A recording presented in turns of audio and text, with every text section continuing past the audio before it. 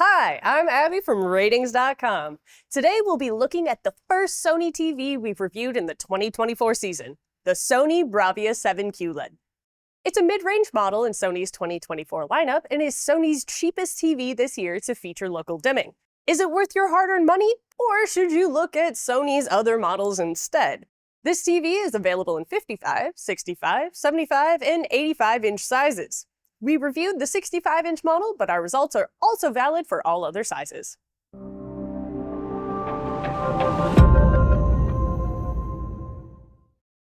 The Sony BRAVIA 7 looks sleek. It has a premium design, and it'll look great in any room. It has thin bezels, except for a slightly thicker one on the bottom. The bezels have a brushed metallic finish, which looks quite nice. The TV's slim feet are also made of metal and hold the TV very well. The feet can be set to 4 different positions: a high-low position for height and a wide-narrow position for width. At their lowest position, the feet lift the TV only 1.7 inches from the table. This gives it a sleek look, but it might block the screen a bit if you have a soundbar. At their highest position, they lift the screen 3.8 inches above the table, which is high enough for any soundbar to fit in front without blocking the screen. You can also wall mount the TV using the TV's VESA mounting points, although the TV does not come with a wall mount included in the box. Unfortunately, there's nothing for cable management, so cables are just dangling around with no clips or tracks to hold them back there. The ports are in a recessed inlet on the left when you're facing the TV from the front. They can be a bit hard to reach if the TV is flush against the wall. There are 4 HDMI ports, though only ports 3 and 4 support HDMI 2.1 bandwidth for 4K at 120Hz signals. Plus, port 3 is also the eARC port, which means you'll lose one of your 2.1 inputs if you connect the TV to a receiver or a soundbar. That isn't ideal if you want to connect multiple HDMI 2.1 devices to the TV, so you might have to shop for a hub if that's the case. At least this TV can pass through all major audio formats from Dolby and DTS, which is great, and it also supports the popular Dolby Vision HDR format. Aside from that, the TV has 2 USB ports, including one USB 3.0 port, one digital optical audio out port, one infrared in port, and an antenna connection with ATSC 3.0 support. The TV runs version 12 of the Google TV Smart Interface. The Google Play Store gives you access to a ton of apps, and they run very smoothly. It also comes with Google Chromecast built in, so you can easily cast content from your phone. You can also connect a BRAVIA branded webcam to the TV for video calls, but that's a separate purchase. The remote is a bit small since it lacks a numpad, but it has everything you'd come to expect from a modern remote. Buttons to a few select streaming apps, and an integrated microphone if you like to search for content with your voice instead of your fingers. The TV itself also has a microphone too, so you can operate your TV entirely hands-free. Now let's move on to picture quality. This TV has fantastic contrast thanks to its mini LED backlighting. With the auto local dimming setting set to high, the TV's contrast is stellar, with deep blacks alongside very bright highlights. There's some noticeable blooming around bright highlights, but it's great overall. You can disable local dimming if blooming bothers you, but then dark scenes look washed out whenever bright highlights are present, so it's not really worth the trade-off.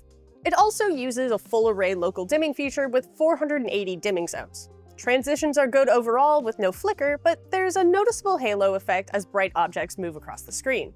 The halo effect gets worse the quicker the objects move, as local dimming can't quite keep up with it. Again, you could turn this off, but we don't recommend it. It's hard to believe that this is the mid-range BRAVIA model in Sony's 2024 lineup, as its HDR brightness is incredible. It's bright enough to easily emphasize bright highlights, and when combined with the TV's spectacular contrast, this TV's HDR performance is very impressive. It does get a bit dimmer in game mode, but barely, and it's not noticeable with real content. In SDR, the TV is also incredibly bright.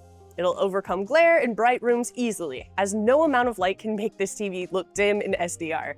It's that bright. There is some variation in brightness with different content, but it's minimal and it won't bother you unless you're extremely sensitive to it. It's a good thing that this TV is so bright because its reflection handling is only decent. It uses a semi-gloss coating which spreads out reflections more than glossy coatings do. This works great with glare coming from ambient lighting, but it makes bright lights and windows more distracting. The TV's viewing angle is subpar. It's a huge downgrade from last year's Sony X93L or X95L due to lacking Sony's X-wide angle technology. Black levels looked raised from an angle of only 14 degrees, and the gamma noticeably shifts from 17 degrees onwards. Heck, you can barely move when watching this TV, at least if you insist on having the best looking image possible. This really isn't a TV you'd want to host large parties with unless you don't care about your friends watching a washed out image. The BRAVIA 7 has an impressively wide color gamut. It displays nearly all of the DCI P3 color space used in most HDR content. Coverage of the wider Rec 2020 color space commonly used for nature documentaries and animated content is decent. The color mapping in both spaces is great, but highly saturated colors in Rec 2020 tend to blend together, so there isn't much gradation. The TV's color volume is fantastic, which isn't surprising considering its wide color gamut and high peak brightness. Colors are bright and vibrant, and dark tones are also displayed very well thanks to the TV's high contrast ratio. In SDR, the TV displays extremely accurate colors before any calibration. Reds and blues are slightly underrepresented in most shades of white, but it's very minor. Gamma is also slightly above target, so brighter scenes are too dark. Color accuracy is truly excellent, however, and the TV's color temperature is almost perfectly on target. It's very impressive overall, and only accuracy purists will feel the need to calibrate this TV. It's that good. You thought this TV was accurate in SDR? Well, it's even better in HDR. Its PQ EOTF tracking follows the curve nearly perfectly. And it would have been perfect if it weren't for the TV's slightly raised flax. There's a slow roll-off for content mastered up to 4000 nits, but it clips anything above that. Most Sony TVs have stellar image processing, and the same holds true for the BRAVIA 7. The BRAVIA 7 does a great job smoothing out low-quality content, as any compression issues such as macro blocking are smoothed out well without causing any noticeable loss of fine details. Very nice. You like to watch low-resolution content? Well, then you should run to the store to buy this TV, as this TV's sharpness processing when upscaling content is fantastic. Okay, we're kidding. It's not that good, and it certainly won't make 480p content look like native 4K. No upscaling, no matter how good, can do that just yet. But still, it preserves fine details in low-resolution content like DVDs very, very well. It also has great HDR Native Gradient handling, although there's some noticeable banding in brighter shades of green. There's also some slight banding in every other color shade except dark blues, but you won't notice any of that unless you look really hard for it. Like most TVs, it uses pulse width modulation to dim its backlight. It flickers at 720 Hz, which is very high and isn't noticeable by most people unless you're particularly sensitive to flicker or your name is Clark Kent. The TV also gives a Judder-free experience with 24p sources like a Blu-ray player or an external streaming device with a match frame rate feature. For 60Hz sources like a cable box or the TV's native apps, a few settings need to be enabled for a Judder-free experience. You can look up our settings page for more info about this. But the too long didn't read. This TV is Judder-free if you have the right options enabled. Nice. You're a gamer. Well then grab your controller as we're diving into this TV's gaming performance. The BRAVIA 7's response time is great, so there's only a faint motion blur trail behind fast-moving objects like when playing action games, but it's not very noticeable. The response time performance is also quite good in dark scenes, which is a nice surprise for an LED TV. Transitions and shadow details are handled well with minimal black smearing and with very little overshoot. This is the LED TV for horror game fans, finally! This TV has incredibly low input lag when set to game mode, which ensures a very responsive gaming experience with very little delay between your actions with your controller or mouse and the action you see on screen. As usual for Sony, it's a bit higher than on competing models from LG and Samsung, but most people won't notice this. Some competitive gamers might. The BRAVIA 7 supports most common resolutions up to 4K at 120 Hz if you're connected to HDMI ports 3 and 4, which are the two HDMI 2.1 ports. Chroma 444 and RGB signals are displayed properly, which is essential for clear text when using the TV as a PC monitor. Unfortunately, this TV doesn't support 1440p. It does support almost everything from the current gen consoles, except for 1440p. It has auto low latency mode, so it automatically switches to game mode when it detects a console, and when connected to a PS5, the TV has a few unique features, such as auto HDR tone mapping and auto genre picture mode. On the Xbox, the TV supports Dolby Vision gaming at 4K at 120 Hz. The speakers on the BRAVIA 7 are surprisingly good. Its frequency response is decent, there's very little bass, which is not unexpected, but the TV's sound profile is very balanced at moderate volume levels. It doesn't sound nearly as good at max volume, however, as there's noticeable compression and pumping when you crank the TV to the max. It's also not very loud.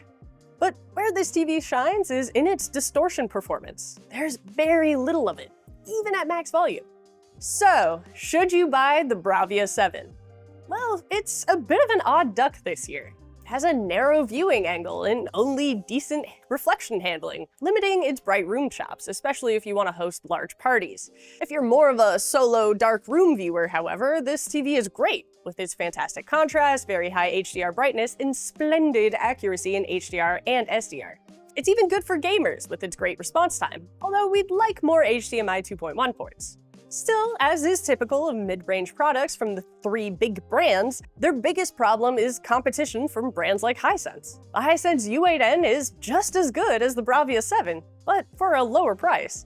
The Hisense has even better contrast, is a bit brighter, and has far superior reflection handling. It's also better for gamers due to its lower input lag and superior response time, and it's capable of up to 4K at 144 Hz on its two HDMI 2.1 ports. And the Sony is limited to 120 Hz. A nice bonus is that the Hisense's eARC port is on one of the TV's HDMI 2.0 ports, so you won't lose one of the HDMI 2.1 ports if you're connected to a soundbar through eARC. Unfortunately, the Hisense is significantly less accurate than the Sony with worse image processing, so ultimately, your choice here comes down to your priorities. Do you prefer having the most vibrant image possible, or do you prioritize image accuracy and processing over anything else? The BRAVIA 7 has another problem. We've already said that it excels in darker rooms due to its disappointing reflection handling. What else excels in dark rooms? OLEDs. The price of the BRAVIA 7 is right in line with the price of the LG C4, which fills a similar niche to the Sony. The C4 is a very accurate TV with great image processing, DTS pass-through, and Dolby Vision support. The BRAVIA is a bit brighter than the C4, but it has significantly worse reflection handling, so ultimately they trade blows for bright room usage. For dark rooms, however, the BRAVIA 7 just can't compete with an OLED. The LG C4 has nearly infinite contrast, giving it a far superior presentation than what the Sony can offer. The C4 is also far superior for gaming, since it has four 4K at 144 Hz HDMI 2.1 ports, extremely low input lag, and nearly instantaneous response time. Ultimately, as great as the Sony BRAVIA 7 is, it's hard to recommend to anyone outside of die-hard Sony fans. That's all for our review of the Sony BRAVIA 7. If you want a more detailed write-up on the TV, check out our written review. The link is in the description below. Until next time, I'm Abby from Ratings.com, where we help you find the best product for your needs. The ports are in a recessed inlet on the front the ports are on the front. Can you imagine? I plug in my PS5 here. It does nothing to damage the display. Anyway, here's Wonderwall.